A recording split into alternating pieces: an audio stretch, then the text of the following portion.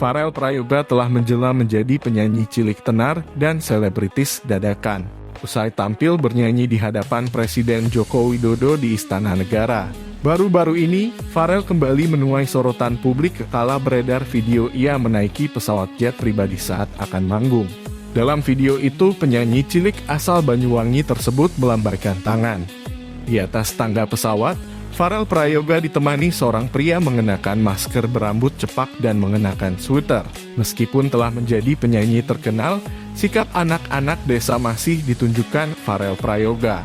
Putra Siti Mujayanah dan Joko Suyono tersebut terlihat main-main dengan kopernya. Seperti umumnya anak-anak desa yang lugu, Farel Prayoga tampak menaiki koper pakaian yang hendak dia bawa terbang naik pesawat jet tersebut. Farel juga tak memakai sepatu. Ia hanya mengenakan sandal jepit dan celana panjang yang di bagian lututnya robek-robek. Farel menuai perhatian publik saat diantar menggunakan jet pribadi untuk datang ke sekolahnya. Rupanya, Farel bisa menikmati fasilitas mewah tersebut karena disponsori oleh seorang Crazy Rich asal Kalimantan Selatan yang bernama Andi Syamsuddin Arsyad alias Haji Isam. Diketahui, Farel diundang datang ke Kecamatan Batu Licin, Kalimantan Selatan oleh Haji Isam dalam rangka perayaan ulang tahun perusahaannya pada 29 Agustus lalu.